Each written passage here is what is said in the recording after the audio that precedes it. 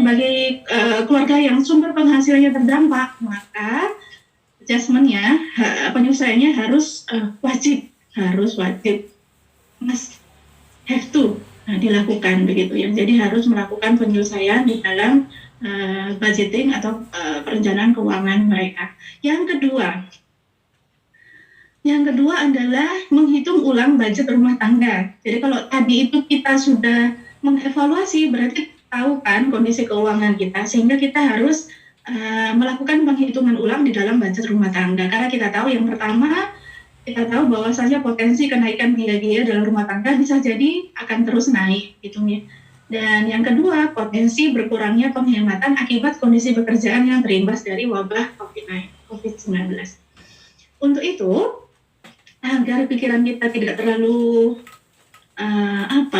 berlibat begitu ya dengan berbagai hal, maka kita bisa sederhanakan budgetnya dengan alokasi yang lebih sederhana. Jadi kalau tadi ada beberapa pos-pos begitu nih, persentasenya kalau yang sekarang cukup kita bagi dengan 3 hal saja. Jadi yang pertama adalah living adalah kebutuhan sehari-hari kita, cost living ya, living cost 50%, yang kedua savingnya 30%, dan kemudian playingnya 20%. Playing apa ini? Playing badminton bisa menjadi bagian itu. Maksudnya kalau saving ini banyak hal ya. Saving itu meliputi dana darurat, meliputi investasi dan lain-lain. Untuk yang playing, meskipun dalam kondisi bulan Ramadan dan kemudian kondisi pandemi ini, boleh kok kita melakukan aktivitas playing begitu ya. Misalnya datang ke rektorat UB untuk ya sekedar berlari-lari begitu ya. Maksudnya mungkin akhirnya harus ada kos untuk bensinnya misalnya, atau misalnya kita membeli buku baru, kesukaan kita misalnya. Apalagi ya di bulan Ramadan kita diminta untuk memperbanyak hasanah berpikir kita, dan hal-hal yang lain. Maksudnya itu tidak harus yang bangun tidur tilawah, sholat, buka puasa, dan tidur lagi begitu, tidak ya. Tetapi tetap diperbolehkan, karena semua ruh dan jasad yang kemudian diamanahkan ini memiliki haknya masing-masing. Baik, setelah kemudian kita mengalokasikan budget yang lebih sederhana, kita melihat ada reformasi budget. Maksudnya kita setelah tadi itu sudah disederhanakan, kita fokus kepada prioritas. Kita mengatur prioritas. Yang pertama, kita harus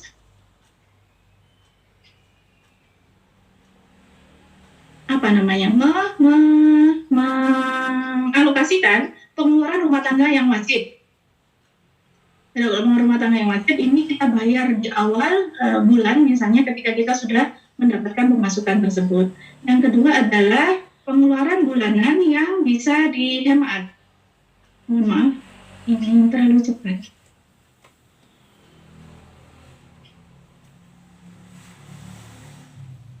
Ya, pengeluaran rumah tangga yang dapat dihemat. Misalnya apa? Kita biasa bekerja di kantor sehingga ada fasilitas AC misalnya. Jadi kalau misalnya kita sudah terbiasa dengan AC dan kemudian di rumah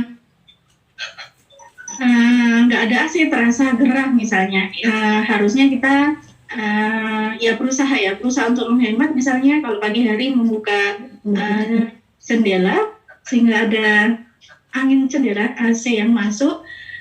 Dan kalau misalnya ini ya bersabarlah ya, sumuk-sumuk dikit nggak apa-apa, buat kita berkeringat ya, mengeluarkan cukup bagus begitu.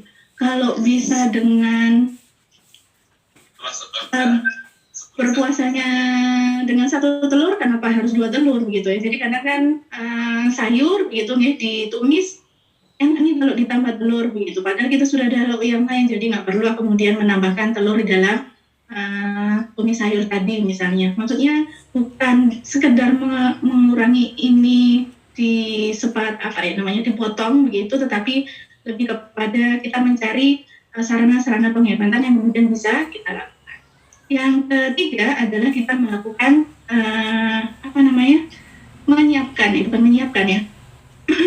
memikirkan tentang dana darurat begitu.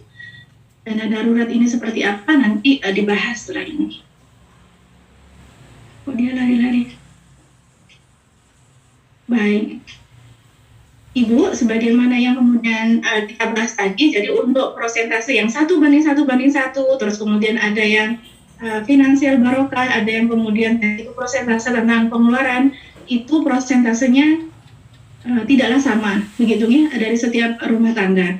Dan di sini bisa kemudian di-adjust ya, disesuaikan begitu dengan kondisi keuangan rumah tangga kita. Jadi kalau di sini disampaikan, jika cost living tadi itu biaya hidup 50% itu masih kurang, maka kita bisa mengambil pos dari playing, sehingga untuk jatah pos livingnya itu menjadi 70% begitu. Namun untuk opsi yang kedua, jika memang masih kurang, maka kita bisa mengambil dari pos saving, sehingga jatah dari pos living menjadi 80%. Begitu nih, maksudnya itu kita yang mengelola sendiri dengan mengetahui kebutuhan dan kemudian income untuk disesuaikan. Baik, ini tadi yang saya sampaikan. Dana darurat itu seperti apa? Oh, tidak keluar. Oke, bismillah. Dana darurat, yang dimaksud dengan dana darurat ini adalah dana yang kemudian digunakan pada saat darurat atau mendesak. Jadi dana ini itu disimpan di pos tersendiri. Jadi kalau misalnya memang kita punya amplop, maka dimasukkan amplop sendiri dan kemudian disimpan meskipun tidak dilupakan. Kalau misalnya kita sodako kan dikeluarkan dan dilupakan begitu ya. Kalau dana darurat kita ingat bahwa kita punya dana darurat nih, maka kita bisa mengeluarkannya kalau misalnya kondisi kita sangat kepepet begitu ya. Sehingga dana ini digunakan pada saat kondisi darurat dan bagaimana kemudian cara memenuhinya? Tentunya sebelum masa krisis atau sebelum masa darurat itu datang begitu ya. Nanti saya ceritakan. Contoh dari kondisi yang darurat ini misalnya ada keluarga yang PHK, bisnisnya bangkrut, ada yang kemudian kecelakaan begitu ya. Atau misalnya ini ya, ada saudara yang kemudian mendapatkan ujian dengan terkena virus misalnya. Ya kemarin saya mendapatkan informasi bukan baru. Astagfirullah. 2 minggu dirawat di rumah sakit swasta memang, dan itu memakan biaya 500 juta begitu nih. Hari gini 500 juta uang semua begitu nih untuk biaya kesehatan kan ya sangat luar biasa sekali. Begini sehat itu adalah suatu karunia yang sangat luar biasa sekali. Jadi kalau misalnya kita nggak menjaga kesehatan, akhirnya bisa menjadi cost center ya, pengeluaran yang sangat besar. Sakit mendadak misalnya, terus kemudian rumah atau kendaraan yang kita gunakan sehari-hari itu misalnya rusak mendadak gitu ya, sehingga dana darurat itu bisa diambil. Dana darurat ini disiapkan dalam situasi normal atau belum terjadi keadaan darurat, sehingga kalau misalnya kita sekarang belum memiliki dana darurat nih, terus gimana?